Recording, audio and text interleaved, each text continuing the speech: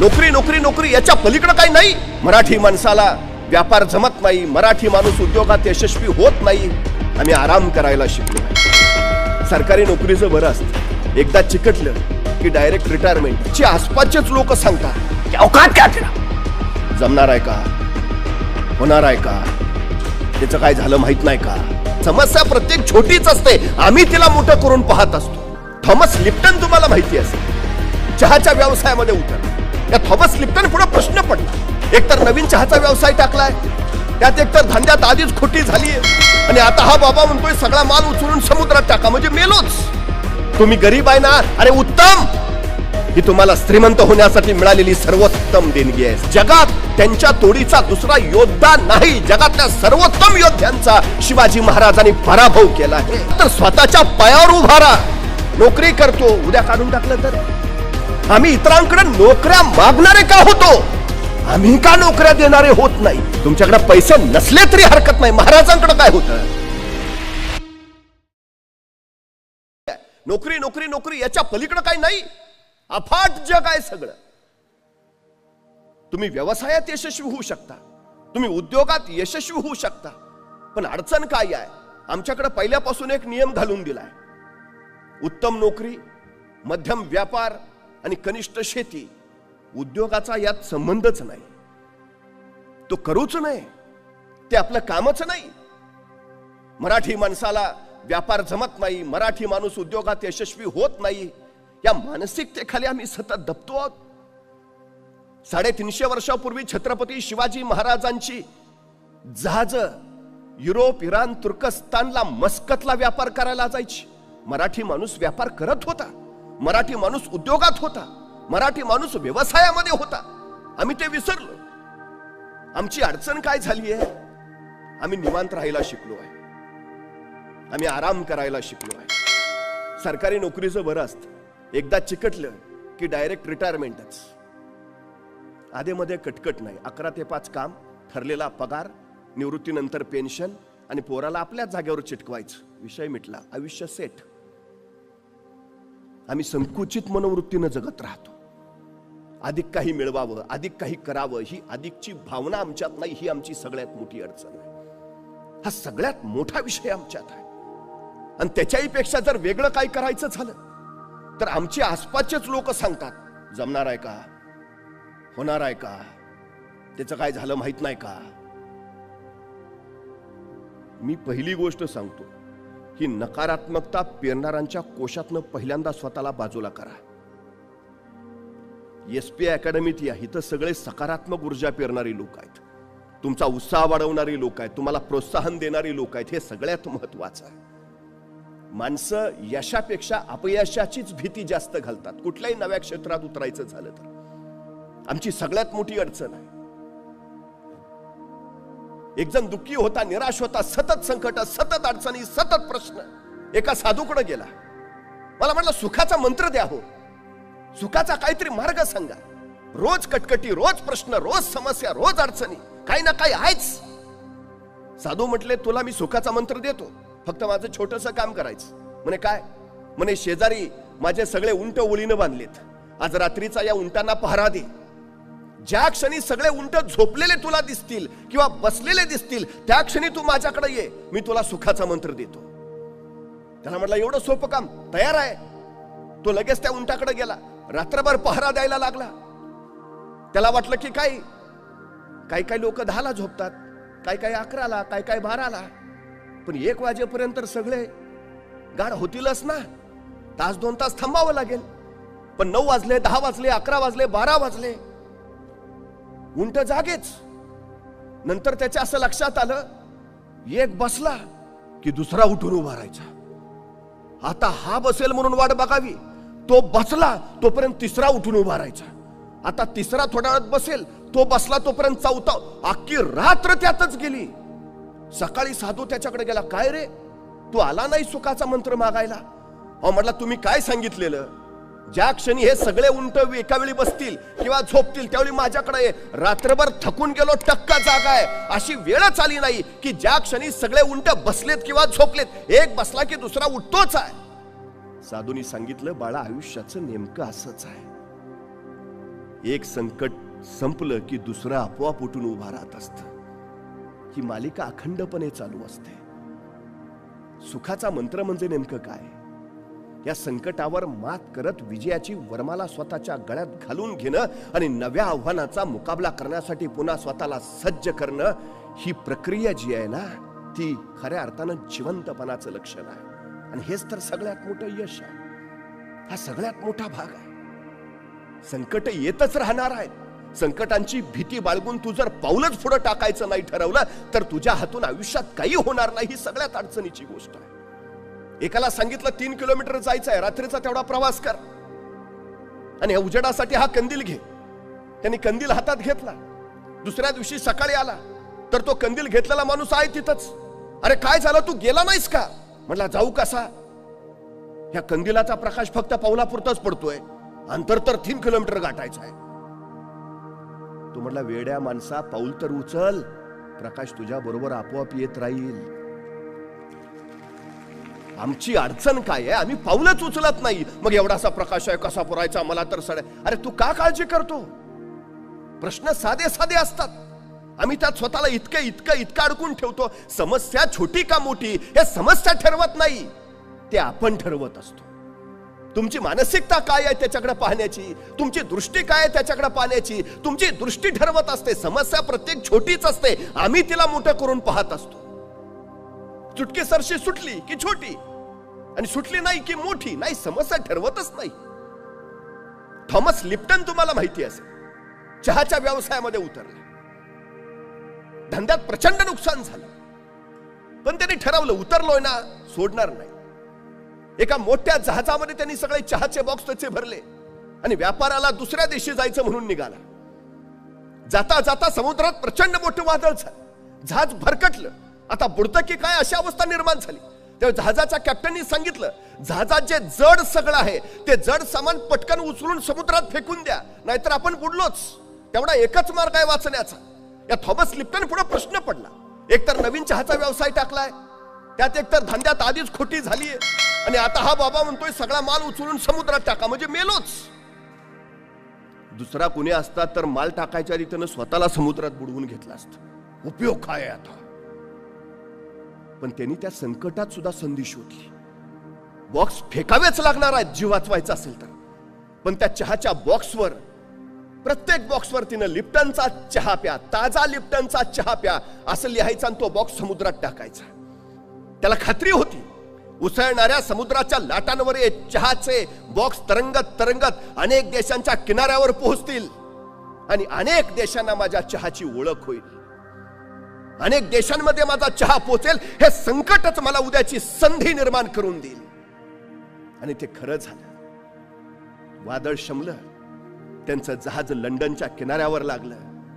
Thomas Lipton किनाऱ्यावर उतरला आणि त्यावेळी त्यांनी पाहिलं लंडनच्या त्या किनाऱ्यावरची लोक लिप्टन चहा पित होते. त्यानंतर मात्र लिप्टननं मागं वळून पाहिलं नाही. संकट संधी देतात. आम्ही काय करतो? संकटांना कारण समजतो, सबबी. भयानक अडचण आहे आमची. का कारण देतो आम्ही? मला प्रश्न पडतो. नाही, आमची परिस्थितीच नव्हती हो, शिक्षणच घेता आलं नाही, जातो म्हटलेलं मुंबईला जाऊच दिलं नाही हो. अफाट कारण असतात. मी वारंवार सांगतो, संकटांचं संधीत रूपांतर करता यायला हवं. तुम्ही गरीब आहे ना, अरे उत्तम. ही तुम्हाला श्रीमंत होण्यासाठी मिळालेली सर्वोत्तम देणगी आहे, सर्वोत्तम संधी आहे. लोक म्हणतात ना जरा मंद आहे, बुद्धी कमी आहे. अरे उत्तम, विद्वान व्हायला मिळालेली ही तुम्हाला सगळ्यात मोठी संधी आहे. यश कुणाला सगळ्यात जास्त मिळतं? जे श्रीमंत आहेत त्यांना नाही, जे गरीब आहेत त्यांना. कारण गरिबांना श्रीमंत व्हायची संधी असते आणि श्रीमंतांना सबबी सांगण्याची संधी मिळते, गरज नसते. मी श्रीमंत असतो तर मग मी एसपी अकॅडमीला लगेच प्रवेश घेतला असता. वेडायस. ज्या अवस्थेत तू आहेस ना, ज्या परिस्थितीत तू आहेस, त्या परिस्थितीतनं वर काढायला तुला हीच उत्तम संधी आहे. संकटांना संधी का नाही मानत आम्ही? सगळ्यात महत्वाचा विषय आहे. शत्रू आले, मी छत्रपती शिवाजी महाराजांना आंतरराष्ट्रीय कीर्तीचा योद्धा मानतो. याचं कारण माहिती आहे? आपल्या 50 वर्षाच्या कालखंडात शिवाजी महाराजांवर अनेक शत्रू चालून आले, पण त्यातले फक्त 2च भारतीय होते. मी आंतरराष्ट्रीय का म्हणतो त्यांना? फक्त 2 भारतीय होते. एक मिर्झा जयसिंग आणि दुसरा अफजल खान. हे फक्त 2 भारतीय. उर्वरित सगळे भारताबाहेरचे होते, परकीय होते, परदेशी होते. आणि महाराजांनी त्या सगळ्या परकीयांचा विरोध केला, सगळ्यांचा पराभव केला. म्हणून जगात त्यांच्या तोडीचा दुसरा योद्धा नाही. जगातल्या सर्वोत्तम योद्ध्यांचा शिवाजी महाराजांनी पराभव केला आहे. पण ज्यावेळी महाराजांच्या लक्षात आलं हे इंग्रज असतील, पोर्तुगीज असतील, डच असतील, हे समुद्रावर हल्ला करतायत, जमिनीवर जन्माला आलेला हा राजा पाण्यावर युद्ध खेळायची महत्वाकांक्षा राखून राहिला. समुद्र आमचा, पण त्या समुद्रात जहाज उतरवायचं झालं तर पोर्तुगीजांची परवानगी लागते. कसं सहन करतील महाराज? हा देश आमचा, मग इथं उद्योग ही आमचेच हवेत, व्यापार ही आमचाच हवा. आम्ही का नाही विचार करत? माझ्या महाराष्ट्रात इथं येणारा माल कुठून येतो? तो कोण निर्माण करतो? माझ्या पोरांच्यात क्षमता नाही, माझ्या पोरांच्यात कौशल्य नाही, की माझ्या पोरांच्यात बुद्धी सामर्थ्य नाही? परक्याने व्यापारी म्हणून यावं आणि राज्यकर्ते बनावं अशी अवस्था वारंवार का येते? कारण आम्ही फक्त चाकरमानी म्हणून घ्यायला धन्यता मानतो. नोकरी हा आमचा धर्म बनतो. स्वतंत्र काही करावं, नवं काही निर्माण करावं ही जाणीव आमच्यात निर्माण होत नाही. याचा फायदा इतर घेतात, ही सगळ्यात मोठी गोष्ट आहे. रिकाम्या जागा आहेत म्हणून ते येतात. त्या रिकाम्या जागा जर आम्ही भरून टाकल्या तर अडचण काय आहे? समुद्रावर युद्धाची ज्यावेळी वेळ आली त्यावेळी महाराजांनी स्वतःचा आरमार बनवला. कधी भारतीय नौदलात गेला तर नौदलाच्या प्रवेशद्वारावरच लिहिलंय भारतीय आरमाराचे जनक छत्रपती शिवाजी महाराज. जहाज ती कुठून आणणार? इंग्रजांकडनं विकत घ्यावी लागली. पण इंग्रजांनी उद्या ती देणं बंद केलं तर? जी माणसं स्वतःच्या पायावर उभा असतात त्यांना कोसळण्याचा धोका नसतो. जी माणसं दुसऱ्याच्या खांद्यावर उभा असतात त्यांना सगळ्यात जास्त ढासळण्याचा धोका असतो. उभा राहायचा आहे ना तर स्वतःच्या पायावर उभा राहा. नोकरी करतो, उद्या काढून टाकलं तर? परवा कोरोना सारखी आणखी परिस्थिती आली तर? नोकरी करणं म्हणजे दुसऱ्याच्या पायावर उभा राहणं, स्वतःच्या नव्हे. स्वतःच्या पायावर उभा राहायचं असेल तर स्वतःचा उद्योग करावाच लागेल, स्वतः व्यवसायात स्वतः उतरावं लागेल. हे सगळ्यात महत्वाचं आहे. महाराजांनी तेच ओळखलं. कल्याणला जहाज बांधायचा स्वतःचा कारखाना काढला. मराठ्यांची जहाज दर्यात फिरू लागली, पण अडचणी यायला लागल्या. अवजड तोफा घेऊन ज्यावेळी जहाज समुद्रात जायची त्या जहाजाच्या वर त्या तोफा ठेवलेल्या असायच्या आणि त्या तोफांच्या ओझ्याने जहाज डचमळायचं. तोफेचा गोळा पुढे सुटला की दाब मागा पडायचा, जहाज पाण्यात बुडायचं. सबब नेम चुकायचा. महाराजांनी विचार केला काहीतरी केलं पाहिजे. समुद्रातलं, जहाजातलं, आरमारातलं काही ज्ञान नाही, तरीही महाराज विचार करतायत काही केलं पाहिजे. आणि महाराजांनी एके दिवशी विचार केला. विचार करून महाराज कल्याणच्या कारखान्यात गेले. तिथल्या कामगारांना जवळ बोलावलं आणि सांगितलं मी सांगतो तसं जहाज तयार करा, मी सांगतो तसं. आणि महाराजांनी सांगितलं असं असं असं आणि तसं तसं जहाज तयार केलं. तत्कालीन काळात पाण्यात अत्यंत जलद गतीनं पडणार, किती ओझं ठेवलं तरी पाण्यात न डचमळणार, तोफेचा गोळा पुढे सुटला दाब मागा पडला तरी पाण्यात न बुडणार, असं विलक्षण जहाज महाराजांनी निर्माण केलं. महाराजांनी या जहाजाचं नाव ठेवलं संगमिरी. ज्या इंग्रजांकडनं जहाज विकत घ्यावी लागायची त्या इंग्रजांनी महाराजांना पत्र पाठवलं, तुम्ही तयार केलेलं जहाज आम्हाला विकत देता का? आम्ही इतरांकडनं का विकत घेतो? आम्ही का विकणारे होत नाही? आम्ही इतरांकडे नोकऱ्या मागणारे का होतो? आम्ही का नोकऱ्या देणारे होत नाही? आमची स्वप्न किती आहेत? काही माणसं पैशाची गुंतवणूक करतात. पैशाची गुंतवणूक कधीच करायची नसते. गुंतवणूक बुद्धीची करायची असते, गुंतवणूक कौशल्याची करायची असते, गुंतवणूक कष्टाची करायची असते. या तिन्ही गोष्टींच्या गुंतवणुकीवर मग पैसा बनवता येतो. आमची सगळ्यात मोठी अडचण आहे ती ही आहे, मला वाटतं पैसा गुंतवला पाहिजे.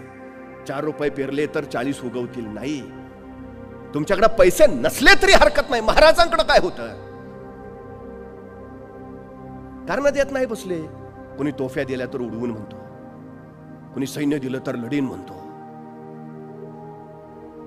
मुळात तुम्हाला इच्छा हवीच.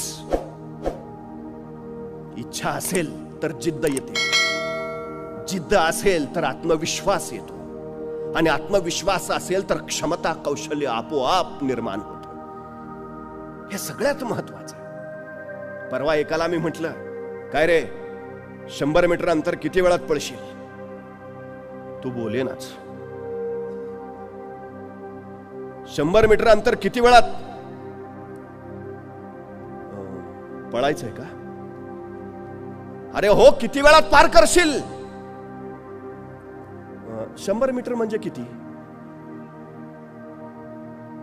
मग त्याला अंतर सांगितलं, बाबा इथून तिथपर्यंत जायचं म्हणजे 100 मीटर. किती वेळात पळशील? 5 मिनिटं लागतील. अरे ऑलिम्पिकचं रेकॉर्ड 9 सेकंदाचा आहे. 5 मिनिटं काय सांगतो? 1 मिनिट सांग, 2 मिनिट का 5 मिनिटं? नाही, आपल्याला तेवढाच लागतो. अरे जमेल ना तुला? मला माहिती आहे ना माझं, मला माहिती आहे ना मी किती वेळात. 5 मिनिटं लागतील.